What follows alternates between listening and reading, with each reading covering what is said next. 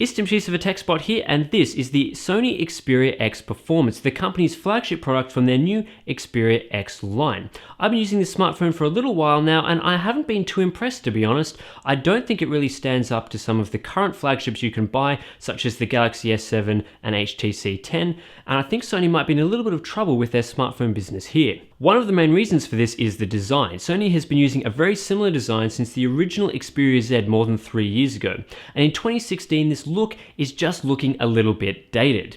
We're also not seeing the use of premium materials around this smartphone, which I think is critical in a smartphone of this price point.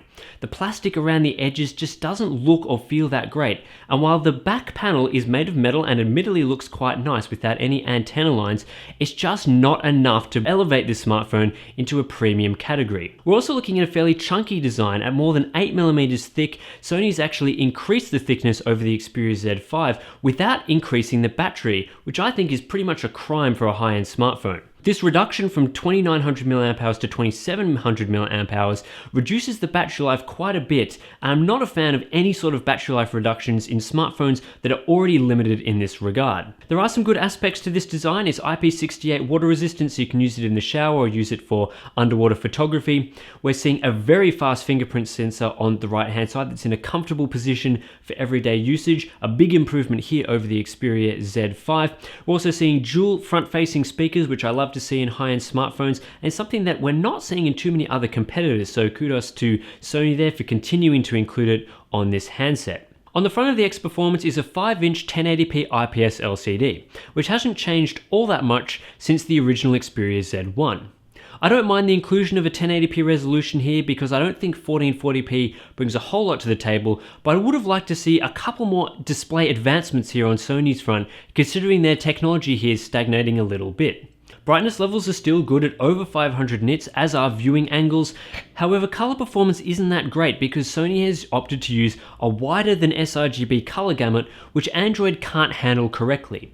This leaves the display looking very oversaturated and quite unnatural in some circumstances, and not to mention the contrast ratio isn't that great from poor black levels, so we're not seeing that same pop that you might get from an AMOLED display. I would have preferred to see Sony include some way to adjust the color performance of the display back to sRGB to make it look that little bit better. I know some people probably don't prefer accuracy and love the oversaturation. You'll be fine with the X Performance's display, but for me, I prefer a little bit of accuracy, which Sony isn't providing here.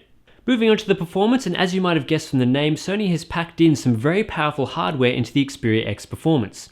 The Snapdragon 820 SoC performs just as well in this device as in any of its competitors like the HTC 10 or LG G5, and that 1080p display on the front leads to class-leading graphics performance here. I was also impressed with the storage performance from the 64GB model that I received to review, so no complaints there. And general system performance is fantastic. Things like app loading, multitasking, browsing the web, and just using everyday applications is all blazingly fast on the X Performance.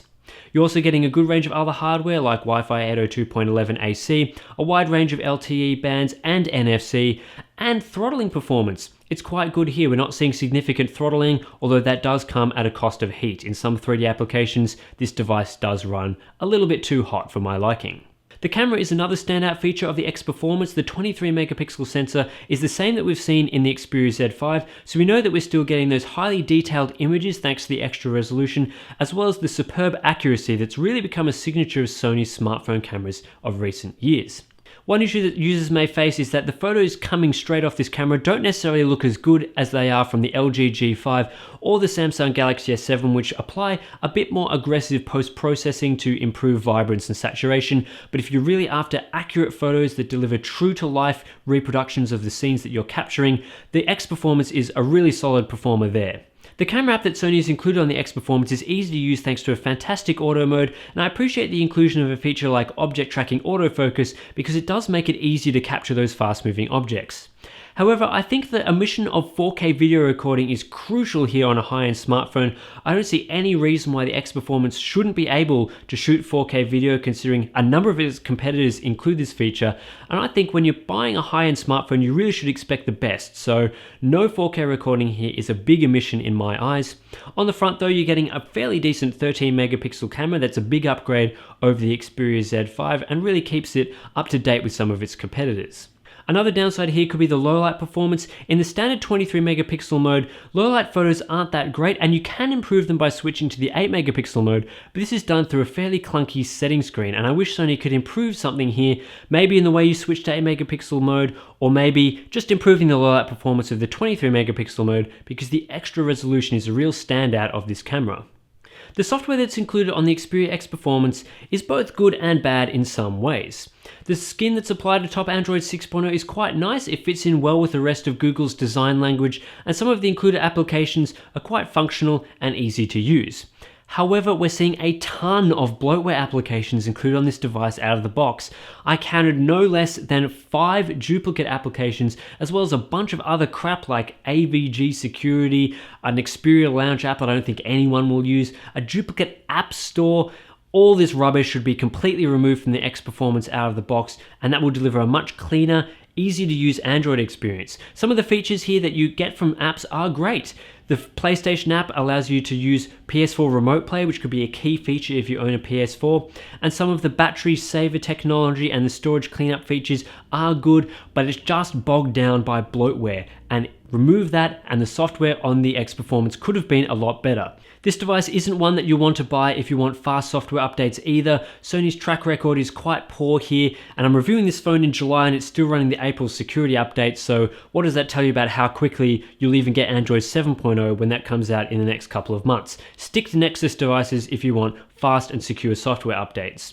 I also didn't see very good battery life from the Xperia X Performance. That 2700 mAh battery really doesn't cut it for the Snapdragon 820 SoC here, and you'll see better battery life from most of its competitors. So if that's a key feature for you, probably look at something like the Huawei P9, which delivers much better battery life in a very similar form factor.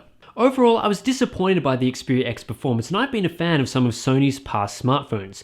This high-end device simply doesn't cut it up against the strong competition in the Android marketplace at the moment, and this issue is compounded by the fact that it's too expensive. At over $600, it's almost $100 more expensive than the far superior Galaxy S7. The Huawei P9 is also a hell of a lot cheaper, as is the LG G5, and the OnePlus 3, all of which I'd recommend over the Xperia X Performance. And for devices that are similarly priced, the HTC 10, while I still think is probably a little bit too expensive, delivers much better value, much better hardware, and an overall more polished experience than the X Performance. If this device really wants to compete, Sony will need to decrease the price significantly, maybe even under $400 here for it to really compete. And because I can't see them doing that anytime soon, unfortunately, this device is one that I simply can't recommend.